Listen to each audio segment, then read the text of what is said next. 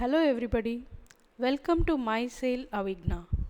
ஆங்கில மொழியை தமிழில் கற்போம். உலகின் பெரும்பாலான நாடுகளில் பரவலாக பேசப்படும் மொழி ஆங்கிலமாகும். பல்வேறு துறைகளுக்கு இடையே பாலமாக இருக்கும் ஒரு பொது மொழியாக ஆங்கிலம் கருதப்படுகிறது. அதனால் வெவ்வேறு நாடுகளில் பேசப்படும் ஆங்கில மொழி பதிவுகளை கேட்டும் தினசரி பேசி உச்சரிப்பு பழகியும் நாம் பல துறைகளில் வெற்றி பெற உதவும். உயிரெழுத்துக்கள் அப்படின்னு பார்த்தோம்னா ஒரு மொழியில் எந்த மொழியாக இருந்தாலும் காற்று தடை இல்லாமல் வெளிவரக்கூடிய ஒலிகள் எல்லாம் உயிர் எழுத்துக்கள் அப்படின்ட்டு நம்ம சொல்கிறோம். அந்த ஒலியை அதைவிட சிறியதாக பிரிக்க முடியாது. மெய் எழுத்துக்கள் அப்படின்னா காற்று கொஞ்சம் தடைப்பட்டு வெளியே வரும். அந்த ஒலியையும் நம்ம ரொம்ப அதைவிட சிறியதாக பிரிக்க முடியாது. பொதுவாக ஆங்கிலத்தில் உயிரெழுத்துக்கள் 5 அப்படின்ட்டு நம்ம படிக்கிறோம். ஆனால் பார்த்திங்கன்னா 1886 ஆண்டிலேயே பாரிஸில் துவங்கப்பட்ட இன்டர்நேஷ்னல் ஃபோனெட்டிக் அசோசியேஷன் அவங்க வகுத்துள்ள அட்டவணைப்படி பார்த்திங்கன்னா ஆங்கிலத்தில் 20 உயிரெழுத்து ஒலிகளும் 24 மெய்யெழுத்து ஒலிகளும் இருக்கின்றன. இதை நம்ம எவ்வளோ ஆழமாக புரிந்து கொள்கிறோமோ அவ்வளோ சரளமாக குழப்பமில்லாமல் ஆங்கிலத்தை பேச முடியும். பெரும்பாலான இந்திய மொழிகளில் பார்த்திங்கன்னா உயிரெழுத்துக்கள், துணைக்கால் எழுத்துக்கள், மெய் எழுத்துக்கள், உயிர்மெய் எழுத்துக்கள், சிறப்பு குறியீடுகள் இப்படி பலவிதமான எழுத்து வடிவங்கள் இருக்கும். அதனால் என்னென்னா அந்த இந்திய மொழிகளை பேசுறதுக்கோ படிக்கிறதுக்கோ எழுதுறதுக்கோ ரொம்ப ரொம்ப சுலபமாக இருக்குது. ஏன்னா ஒரு ஒலிக்கும் ஒரு சமமான எழுத்து வடிவம் இருக்கிறது. சில மொழிகளில் அந்த எழுத்துக்கள் குறைவாகவும் ஒலிகள் அதிகமாகவும் இருக்கும். அப்போ என்ன பண்ணுவாங்க அப்படின்னா ஒரே எழுத்து பல ஒலிகளை குறிக்க பயன்படுத்தப்படுது. உதாரணத்துக்கு ஆங்கிலம் 26 எழுத்துக்கள் தான் இருக்குது. ஆனால் ஆங்கிலத்தில் 500க்கும் மேற்பட்ட ஒலிகள் இருக்கின்றன. அப்போ இத்தனை ஒலிகளையும் எப்படி நம்ம எழுதுவோம் அப்படின்னா மறுபடி அந்த 26 எழுத்துக்களை வைத்தே வேறு வார்த்தைகளுக்கு வேறு ஒலிகள் கொடுக்குற மாதிரி இந்த மொழி அமைஞ்சிருக்கு. இன்னொரு ஆங்கிலத்துக்குன்ட்டு முக்கியமான ஒரு விஷயம் பார்த்திங்கன்னா ஒவ்வொரு உயிர் எழுத்து இல்லைன்னா மெய் எழுத்துக்கும் ஒரு தனியாக ஒரு பெயர் இருக்கிறது. அதாவது இந்திய மொழிகளில் பெரும்பாலும் ஒலி பெயர் ரெண்டும் ஒன்று தான். ஆங்கிலத்தில் ஒலி தனியாக இருக்கிறது, அந்த எழுத்தின் பெயர் தனியாக இருக்கிறது. இப்போது இதையே நம்ம ஒரு ஒப்பீட்டு டேபிளாக பார்க்கும்போது ஆங்கிலம் மற்றும் பெரும்பாலான இந்திய மொழிகள்லையும் நம்ம ஒப்பிட்டு பார்க்கும்போது என்னென்ன ஒற்றுமை இருக்குது, என்னென்ன வேறுபாடுகள் இருக்குதுன்னு பார்ப்போம். உயிரெழுத்து, மெய்யெழுத்து, உயிர்மெய் எழுத்து இது எல்லாமே எல்லா மொழிகளுக்கும் பொதுவாக இருக்கிறது. இப்போ துணைக்கால் எழுத்துன்னு பார்த்திங்கன்னா ஆங்கிலத்தில் இல்லை. பெரும்பாலான இந்திய மொழிகளில் துணைக்கால் எழுத்து உண்டு. இந்த துணைக்கால் எழுத்து வடிவம் இருக்கிறதுனால 100க்கும் அதிகமான உயிர் மெய் எழுத்து ஒலிகளை நம்மளால் தனித்தனி வடிவமாக எழுத முடிகிறது. அடுத்தது உயிர் மெய் எழுத்துக்கு தனி பெயர் இருக்கான்னு கேட்டால் இந்திய மொழிகளில் கிடையாது. இந்திய மொழிகளில் என்ன ஒலி போடுதோ அந்த ஒலியோட பெயர் தான் அந்த எழுத்துக்கு இருக்கும். ஆங்கிலத்தில் தனித்தனியாக பெயர் இருக்கிறது. அதாவது ஏ, பி, சி, டி, இ இதெல்லாம் அவங்களோட பெயர். அவங்க ஒரு எழுத்தும் போடுற ஒலிகள் பலவிதமாக இருக்கும். உயிர் அண்ட் மெய் எழுத்துக்கு இரட்டை வடிவம் இருக்கா, 2 விதமான எழுத முடியுமா அப்படின்னு கேட்டிங்கன்னா இந்திய மொழிகளில் கிடையாது. ஆங்கிலத்தில் நம்ம ஒரே எழுத்தை ஒரே ஒலி இருக்கிறத 2 விதமாக எழுதுகிறோம். Upper case and lower case alphabet, capital and small letters அப்படின்ட்டு இருக்குது. அடுத்து ஒலி எழுத்து சமன்பாடு. இந்திய மொழிகளில் பிரச்சனையே கிடையாது. ஒரு ஒலி கேட்டிங்கன்னா அந்த ஒலிக்கு ஒரு எழுத்து இருக்கும். உயிர் எழுத்தாக இருக்கலாம், மெய் எழுத்தாக இருக்கலாம், இல்லை உயிர்மெய் எழுத்தாக இருக்கலாம், இல்லை ஒரு சிறப்பு குறியீடாக இருக்கலாம். ஆனால் ஆங்கிலத்தில் இந்த சமன்பாடு கிடையாது. சில சமயம் ஒலிகள் அதிகமாக இருக்கும், எழுத்துக்கள் குறைவாக இருக்கும். சில சமயம் எழுத்துக்கள் அதிகமாக இருக்கும், ஒலி குறைவாக இருக்கும். அடுத்தது விதிகள் விதிவிலக்குகள் எல்லா மொழிக்கும் பொதுவாக இருக்கின்றன. ஓசையில்லா எழுத்துக்கள் இது என்னது அப்படின்னா சைலண்ட் லெட்டர்ஸ்.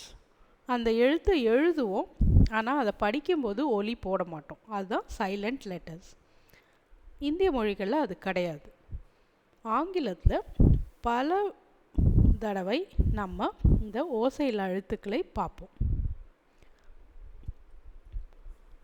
அடுத்து உச்சரிப்பு முரண்பாடு இந்திய மொழிகளில் கிடையாது. ஏன்னா ஒரு ஒலிக்கும் ஒரு எழுத்து இருக்கிறதுனால அந்த எழுத்தை நீங்கள் அப்படி தான் படிக்க முடியும். அதனால் உச்சரிப்பு முரண்பாடு இருக்குது. பயிற்சி இல்லைன்னா உச்சரிப்பு தவறாகலாமே தவிர்த்து ஒலி வடிவம் இது ரெண்டும் சமன்பாடு இருக்கிறதுனால உச்சரிப்பு முரண்பாடு கிடையாது.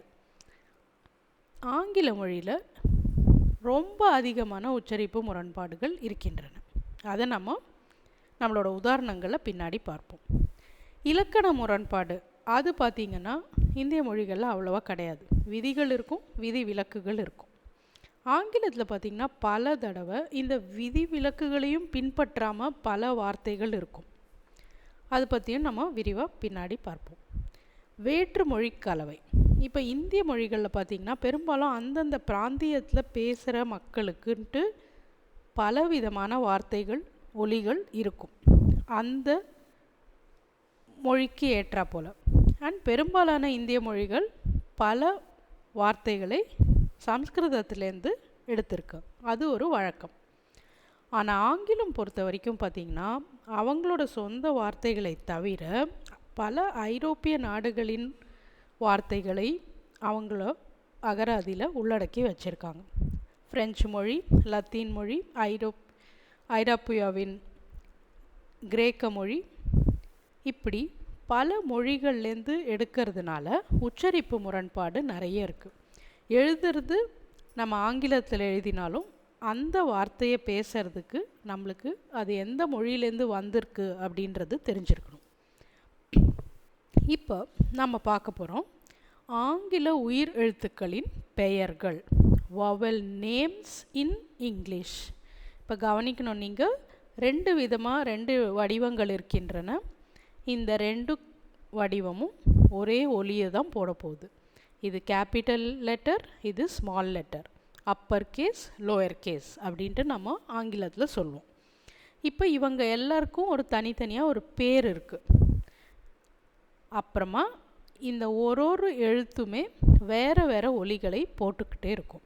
அதையும் நம்ம உதாரணத்தோடு பார்ப்போம். இப்போ இவங்க ரெண்டு பேருக்கும் ஒரே ஒலி தான், ஒரே பெயர் தான், பொருளும் ஒரே மாதிரி தான் இருக்கும். சரிங்களா? ஏ, இ, ஐ, ஓ, யூ. அதே போல் ஆங்கில மெய்யெழுத்துக்களின் பெயர்கள் ஞாபகம் வச்சுக்கணும். இது இரட்டை வடிவம், ரெண்டுத்துக்கும் ஒரே ஒலி தான், ஒரே பெயர் தான், ஒரே பொருள் தான் இருக்கும். B, C, D, F, G, H, J, K, L, M, N, P, Q, R, S, T, V, W, X, Y, jet.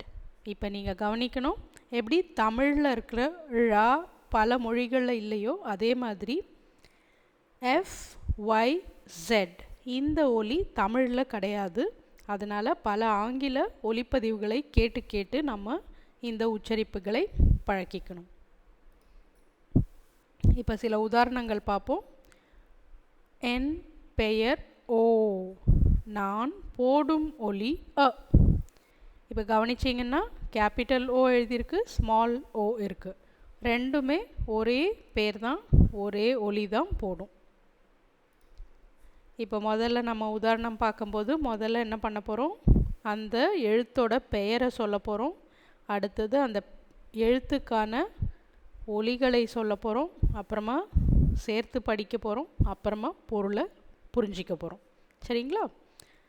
M, ஏ, MAJOR, MAJOR. இப்போ கவனிச்சிங்கன்னா கேபிட்டல் ஸ்மால் ரெண்டுத்துலேயும் அதே பெயர் தான் இருக்கிறது. ஒலிகள் இப்போ பார்ப்போம். இந்த இடத்துல ஆர் வந்து சாம்பல் நிறத்தில் இருக்குது, இந்த இடத்துல ஆறு சிகப்பு நிறத்தில் இருக்குது. எதனால் அப்படின்னு பார்த்தீங்கன்னா, ஆங்கிலம் பொதுவாக ரெண்டு விதமாக பேசப்படுகிறது. பிரிட்டனில் இருக்கிறவங்களாம் பேசக்கூடிய உச்சரிப்புக்கு நம்ம பிரிட்டிஷ் இங்கிலீஷ் அப்படின்னு சொல்லுவோம்.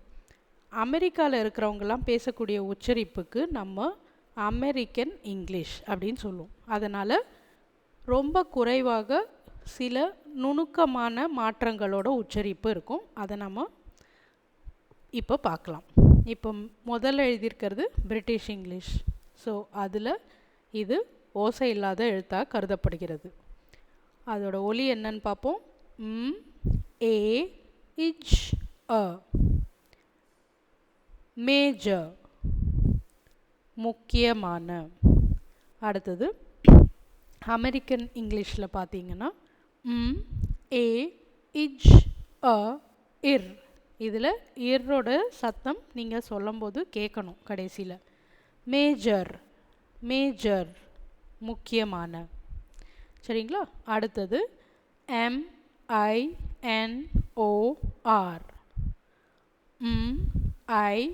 MINOR, மைனர், சிறிய.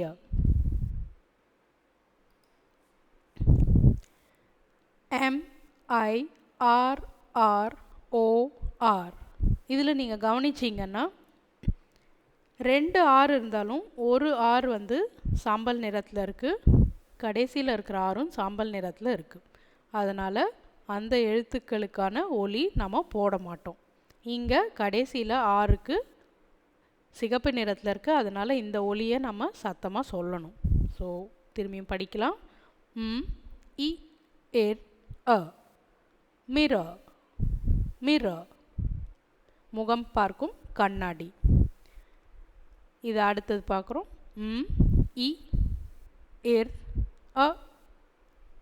ஏர், மிரர், மிரர், கண்ணாடி. சரிங்களா? அடுத்தது COLOUR, அதே தான் இங்கேயும் எழுதியிருக்கோம். ஆனால் கவனிக்க வேண்டியது என்னென்னா, இதில் UR இரண்டுமே எழுதுவோம், ஆனால் அதுக்கான ஓசை இருக்காது. இந்த இடத்துல யூ எழுதுவோம், ஆனால் அதுக்கும் ஓசை இருக்காது. இப்போ ஒலிகளை பார்ப்போம். இக், இல், கலர், கலர்.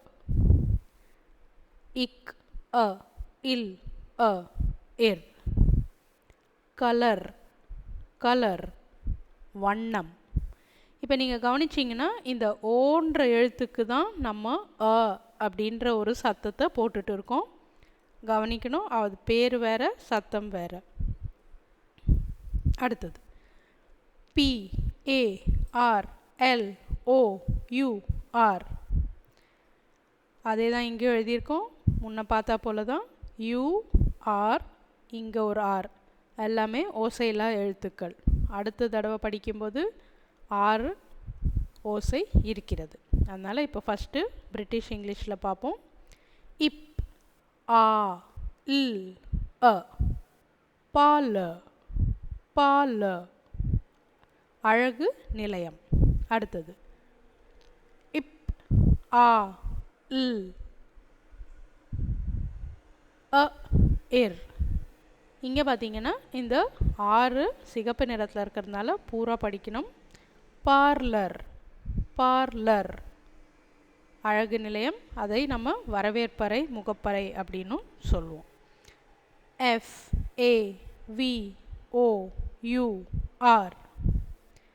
அதே தான் இங்கே எழுதியிருக்கோம். இங்கே பார்த்தீங்கன்னா UR ரெண்டும் ஓசை இல்லாத எழுத்துக்கள், எழுதுவோம் ஆனால் ஒலி கிடையாது. இப்போ அடுத்தது நீங்கள் கவனிக்கணும், இங்கே ஆயுத எழுத்து இப்பு, அது போட்டோம்னா நம்ம கவனிக்க வேண்டிய உச்சரிப்பு இப்புன்னு படிக்கக்கூடாது, இக்குன்னு படிக்கக்கூடாது.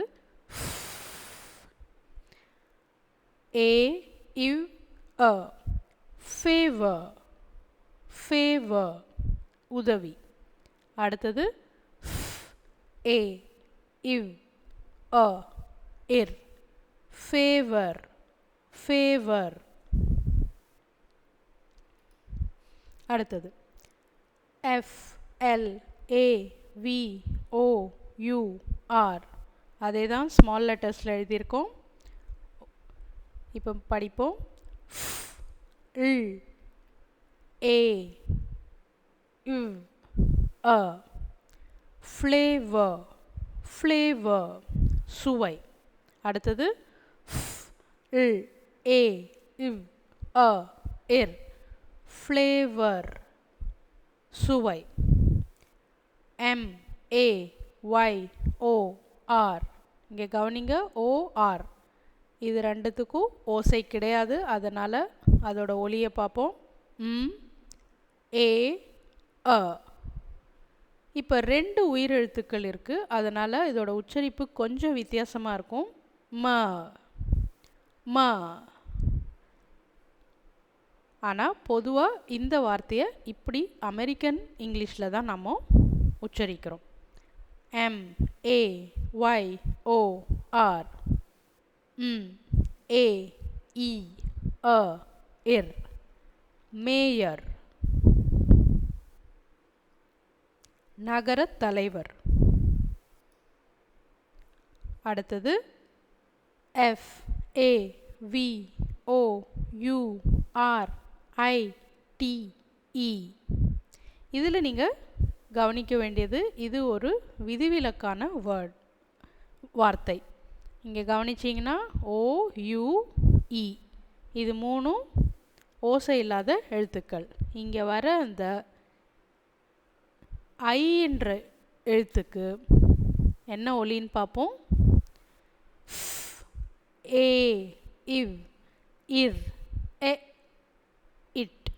இப்போ பார்த்தீங்கன்னா இந்த ஐ என்ற எழுத்துக்கு இந்த ஒரு வார்த்தையில் மட்டும் ஏ அப்படின்ற ஒரு ஒலி இருக்கும். அதனால் இதில் எப்படி படிப்போம்னா ஃபேவரெட் ஃபேவரெட் பிடித்தமான. அமெரிக்கன் இங்கிலீஷில் ஏ இவ் அ இர் எ இட் ஃபேவரெட் ஃபேவரெட். அடுத்தது D I A M O N D, இது அவங்களோட பேர். அவங்க போடுற ஒலிகள் என்னன்னு பார்ப்போம். இட் ஐ அ இட் டைமண்ட். இங்கே கவனிச்சிங்கன்னா இந்த ஏக்கு ஒலி இருக்குது, அதை எப்படி படிப்போம். ஒலிகள் முதல்ல கவனிப்போம். இட் ஐ அ இம் அ இன் இட்.